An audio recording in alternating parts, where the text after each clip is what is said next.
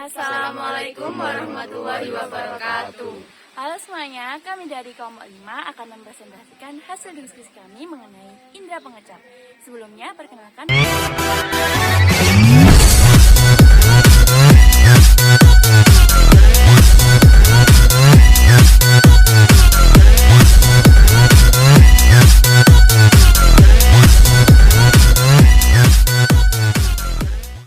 Check it out.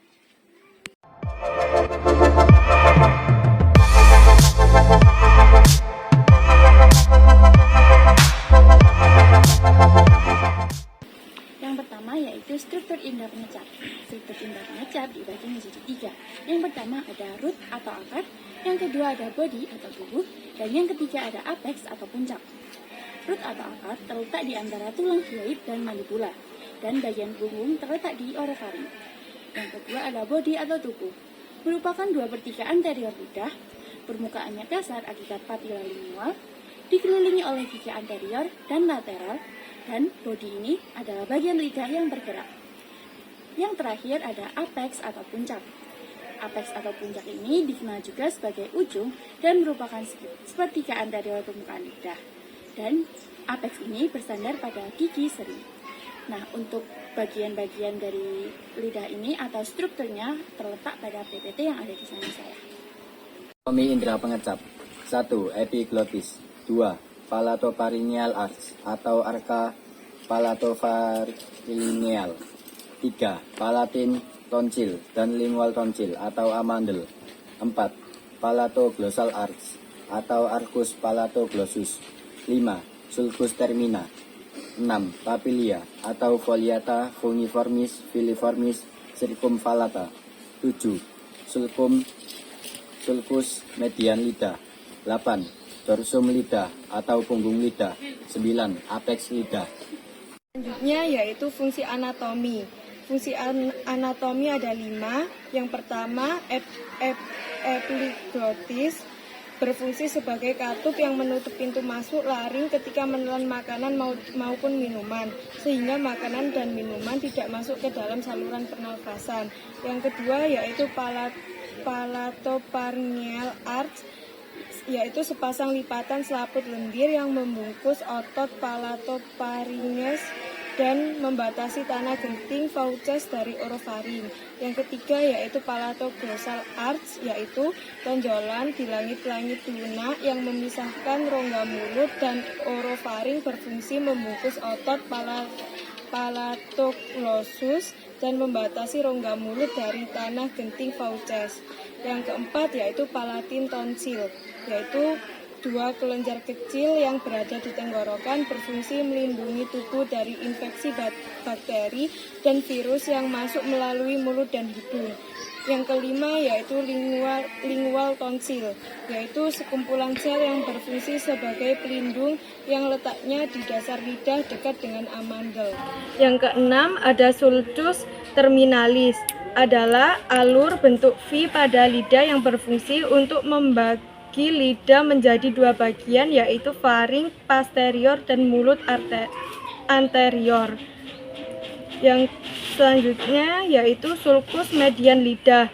Sulcus median lidah adalah lekukan memanjang di bagian dasar lidah yang membagi dorsum menjadi 2 bagian, kanan dan kiri. Lekukan ini memanjang dari foramen cecum.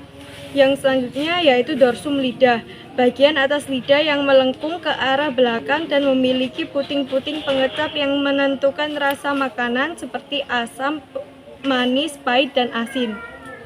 Yaitu papila lidah. Yang pertama papila foliata, berbentuk seperti daun, terletak di bagian tepi pangkal lidah dan mengandung sekitar 1.300 kuncup pengecap di setiap lipatannya. Kedua yaitu papila circumvallata, berbentuk menonjol dan tersusun seperti huruf V. Banyak terdapat di bagian belakang lidah serta mengandung 100 kuncup pengecap. Yang ketiga yaitu papila fungiformis, berbentuk bulat, banyak terdapat di dekat ujung lidah, mengandung 5 kuncup pengecap pada setiap papila.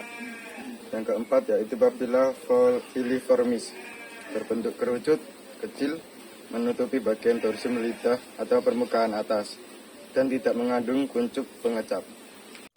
Mekanisme pengecap. Yang pertama, Mengunyah makanan bersama air liur akan memasuki kuncup pengecap melalui pori-pori bagian atas.